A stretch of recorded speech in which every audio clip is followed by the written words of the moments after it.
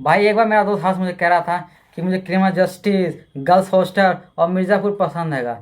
इसलिए मैंने Amazon prime video, Disney plus Hotstar और नेटफ्लिक्स का सब्सक्रिप्शन लिया हैगा। उसने मुझसे पूछा कि तूने किस किस वेब सीरीज़ के लिए कौन कौन से OTT प्लेटफॉर्म का सब्सक्रिप्शन लिया हैगा। मैंने भी कहा कि मुझे भी मिर्ज़ापुर, गर्ल्स हॉस्टल और क्रिमिनल जस्टिस पसंद हैगा, इसलिए मैंने भी न्यूज़ चैनल का सब्सक्रिप्शन लिया हैगा। मेरा दोस्त मुझे कहने लगा, अबे गधे, वहाँ कौन सा वेब सीरीज़ आता हैगा। मैंने कहा कि भाई जितने OTT पे जितने वेब सीरीज दिखाए जाते हैं वो सारे तो पहले ही भाई न्यूज़ चैनल पर टेलीकास्ट हो चुके होते हैं। यकीन नहीं तो एक फिल्म आई थी रेड, जिसमें कि अजय देवगन CBI इंस्पेक्टर थे, जिन्होंने एक घर में से करोड़ों रुपए निकाल दिए थे। अब उसका सेकंड पार्ट न्यूज़ चैनल पर दिखाया जा रहा है, वो भी लाइव। बस उसका नाम बदल गयागा, रेड से नाम बदल के पार्थ चैटर्जी रेड हो गयागा। भाई साहब, आप यहाँ के नेताओं को देख लो, जो कि किसी अवेंजर्स मूवी के सुपर हीरो से कम नहीं, जो कि हर चुनाव में देश को बचाने के लिए आ जाएंगे और चुनाव खत्म होते ही डायनासोर की तरह विलुप्त हो जाते हैं कि इनका अता पता ही नहीं लगता। अच्छा, जब जब कोई बाहुबली राजगद्दी पाने के लिए आगे बढ़ता है तो कोई ना कोई कटप्पा आकर उसे मार डालता हैगा। अच्छा, फिल्म में जो कटप्पा हैगा वो भी टकलाएगा और जो यूपी में है वो भी टकलाएगा। और मज़े की बात यह है कि दोनों बाहुबलियों का अंत करते हैं, एक तलवार से तो दूसरा बुलडोजर से, और दोनों ने ही शादी नहीं किएगी।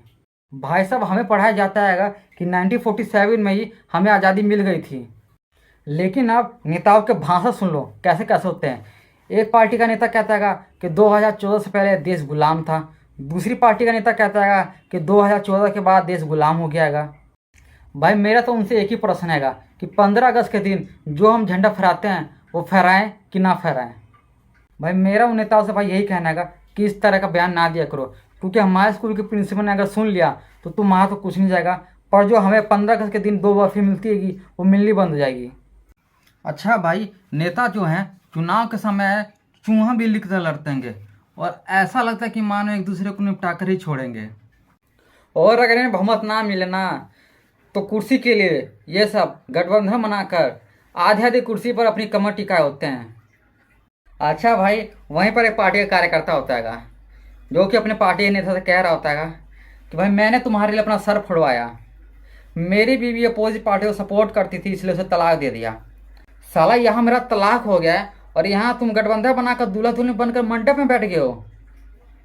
एक बार एक रिपोर्टर महिला अपोजिट पार्टी के नेता से पूछ रही होती कि सरकार जो है कुछ अच्छे भी काम भी करती है, तो आप फिर उसका विरोध क्यों।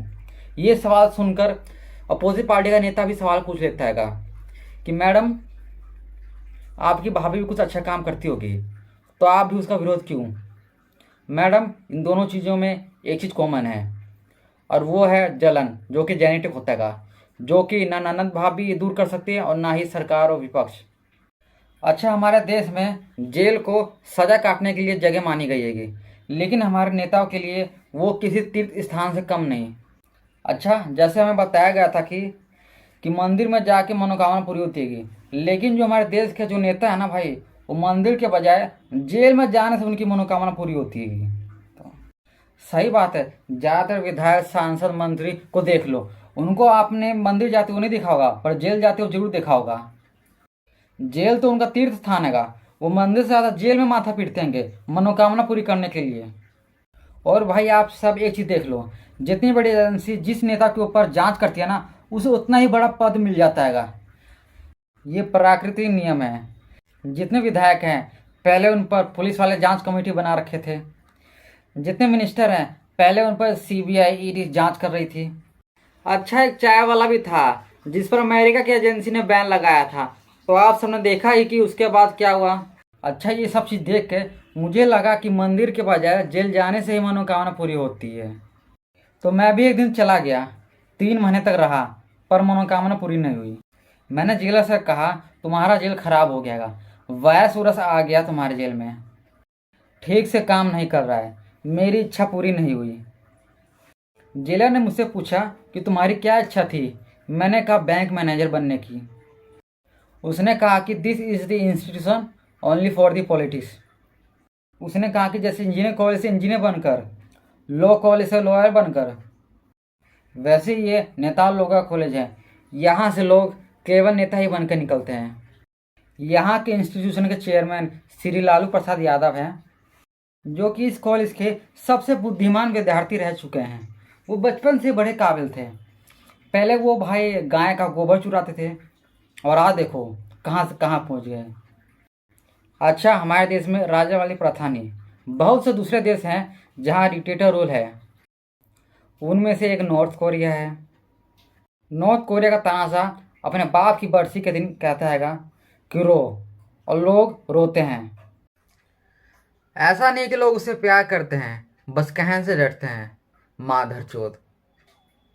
लेकिन मेरा ताऊ नहीं डरता, वो बहादुर है और इसी बहादुरी के कारण वो 3 महीने से जेल में है।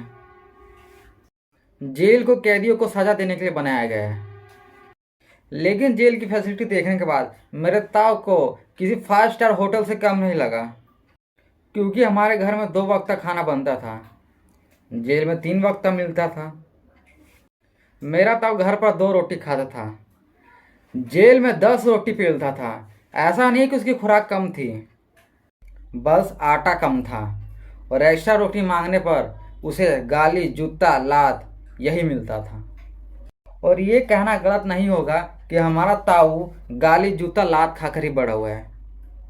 और हमारी खुराक बढ़ती भी तब थी जब कोई हमारे परिवार में से कोई बाहर से कोई खा के आता था। और जो 2 का 4 वाली आइकॉनिक लाइन है जो पूरे देश के लोग इस्तेमाल करते हैं टिकट ब्लैक करने में, उसका इन्वेंशन हमारे ताऊ ने किया था। जब उसको 2 रोटी मिलती थी तो वह उन दोनों रोटी के बाहरी लेयर को निकाल कर 4 कर लेता था।